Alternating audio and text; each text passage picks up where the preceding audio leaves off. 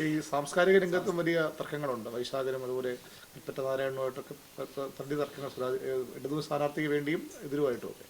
അല്ല, അത് വളരെ വിചിത്രമായിട്ടുള്ളൊരു കാര്യമാണ്. അത് ഉൾക്കൊള്ളാനും പ്രയാസമാണ്. എന്തുകൊണ്ടെന്നാൽ ഇപ്പോൾ സാംസ്കാരിക പ്രവർത്തകരായാൽ, എഴുത്തുകാരായാൽ അവർക്ക് രാഷ്ട്രീയ അഭിപ്രായങ്ങൾ പാടില്ല എന്നാരാണ് പറഞ്ഞത്? ലോകത്തിലെ എല്ലാ കൃതികളും അതത് കാലഘട്ടത്തോട് സംവദിക്കുകയാണ് ചെയ്തിട്ടുള്ളത്. നമ്മുടെ സാമൂഹ്യ മാറ്റത്തിൽ കലാസാഹിത്യ സൃഷ്ടികൾക്കുള്ള പങ്ക് എത്ര വളരെ വലുതാണ്.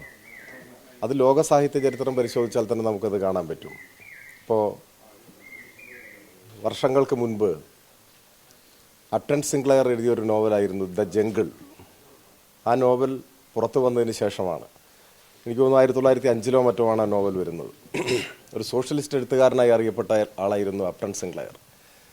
ഈ ജംഗിൾ പുറത്തു വന്നതിന് ശേഷമാണ് അമേരിക്കയിലെ ഭക്ഷ്യ വ്യവസായ രംഗത്തുള്ള പല പ്രശ്നങ്ങളും, തൊഴിൽ ചൂഷണവും അതുപോലെ തന്നെ അതിൻ്റെ ഗുണനിലവാരം സംബന്ധിച്ച്, ഉൽപ്പന്നങ്ങളുടെ ഗുണനിലവാരം സംബന്ധിച്ചുള്ള പ്രശ്നങ്ങളുമൊക്കെ പൊതുസമൂഹത്തിൽ ചർച്ചയായത്. അതിനെ തുടർന്ന് രൂപപ്പെട്ടു വന്ന വലിയ ജനകീയ അഭിപ്രായത്തിൻ്റെ മുന്നിലാണ് തൊട്ട് അടുത്ത വർഷം അമേരിക്കയുടെ ചരിത്രത്തിലെ ആദ്യത്തെ ഭക്ഷ്യസുരക്ഷാ നിയമം അംഗീകരിക്കപ്പെട്ടത്. എന്ന് വെച്ചാൽ ഒരു നോവൽ സൃഷ്ടിച്ച ചർച്ചകളുടെ പരിസരത്താണ് അമേരിക്കൻ ഐക്യനാടുകളിലെ ആദ്യത്തെ ഭക്ഷ്യസുരക്ഷാ നിയമം വരുന്നത്. പിന്നീടൊരു വ്യാഴവട്ടത്തിന് ശേഷം അപ്റ്റൺ സിൻക്ലെയർ തന്നെ എഴുതിയ മറ്റൊരു കൃതിയായിരുന്നു ദ ബ്രാസ് ചെക്ക്. അത് മാധ്യമപ്രവർത്തകരുമായി ബന്ധപ്പെട്ട ചില പ്രശ്നങ്ങൾ, അല്ലെങ്കിൽ മാധ്യമപ്രവർത്തന രംഗത്തെ മഞ്ഞ പത്രപ്രവർത്തനം എന്നൊക്കെ നമ്മൾ പറയുന്നത് പോലെയുള്ള ചില അനഭിലഷണീയമായ പ്രവണതകളെ അതിശക്തമായി വിമർശിക്കുന്ന ഒരു കൃതിയായിരുന്നു. ആ കൃതി പുറത്തു വന്നതിൻ്റെ തൊട്ടടുത്ത വർഷമാണ്, 1918 മറ്റാണെന്ന് തോന്നുന്നു, അതിൻ്റെ തൊട്ടടുത്ത വർഷമാണ് അമേരിക്കയിലെ ആദ്യത്തെ മാധ്യമപ്രവർത്തകർക്കുള്ള പൊതു നിയമാവലി വന്നത്.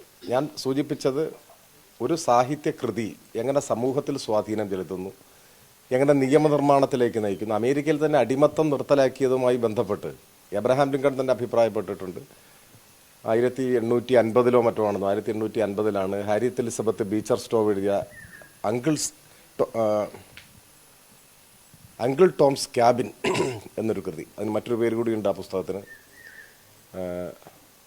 പേരിപ്പോൾ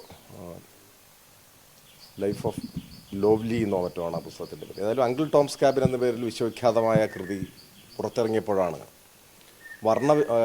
വർണ്ണവിവേചനത്തിനെതിരായി, അതുപോലെ തന്നെ അടിമത്തത്തിനെതിരായി, അന്ന് സ്ലേവറിയുടെ കാലമാണല്ലോ, അടിമകളെ മനുഷ്യരെ ചന്തയിൽ വാങ്ങുകയും വിൽക്കുകയും ചെയ്യുന്ന ഒരു അന്തരീക്ഷം അമേരിക്കയിൽ എത്രയോ കാലമായി നിലനിന്നുവെങ്കിലും ഈ കൃതി ഇറങ്ങിക്കഴിഞ്ഞപ്പോഴാണ് അതിനെതിരായ വലിയ പ്രതിഷേധം ശക്തിപ്പെടുകയും ഒരു മൂവ്മെൻ്റായി മാറുകയും ചെയ്തു.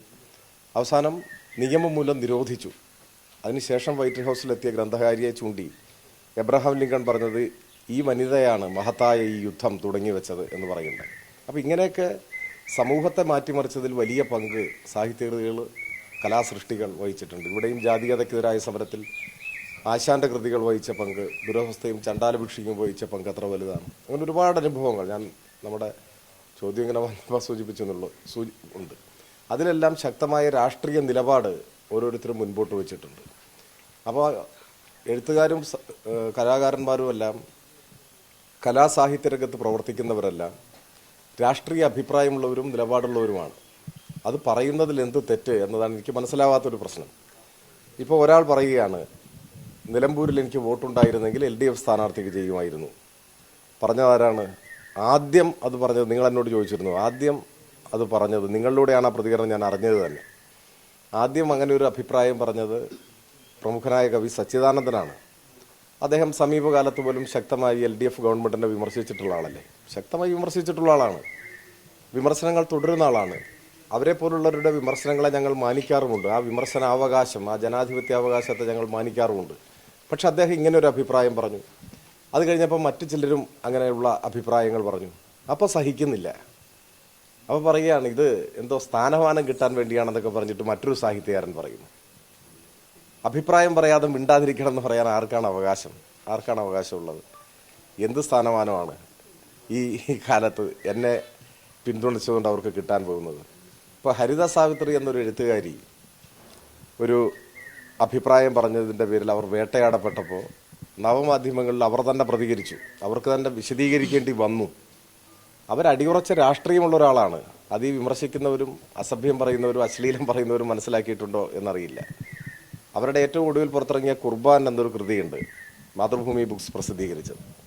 ആ കൃതി വായിച്ചു കഴിഞ്ഞാൽ അവരുടെ രാഷ്ട്രീയം എന്താണ് എന്നറിയാൻ കഴിയും. തീക്ഷ്ണമായ അവരുടെ രാഷ്ട്രീയം മനുഷ്യാവകാശ പ്രശ്നങ്ങളെ സംബന്ധിച്ച്, പീഡിപ്പിക്കപ്പെടുന്ന മനുഷ്യരെ സംബന്ധിച്ച്, അത് ലോകത്തിലെ എല്ലാ ഭാഗങ്ങളിലും എങ്ങനെയൊക്കെയാണ് അനുഭവത്തിൽ വരുന്നതെന്നതിനെക്കുറിച്ചൊക്കെ കൃത്യമായി പ്രതിപാദിക്കുന്ന ഒരു കൃതിയാണത്. സ്പാനിഷ് കമ്മ്യൂണിസ്റ്റ് പാർട്ടിയുടെ പോളിറ്റ് ബ്യൂറോ അംഗമാണ് അവരുടെ ജീവിത പങ്കാളി. ജീവിത പങ്കാളി അങ്ങനെ ആയതുകൊണ്ട് രാഷ്ട്രീയം ഉണ്ടായതല്ല, അടിയുറച്ച രാഷ്ട്രീയ നിലപാടുള്ള ഒരാളാണ് അവർ. അവരെയാണ് ഭീഷണിപ്പെടുത്താൻ ശ്രമിക്കുന്നത്.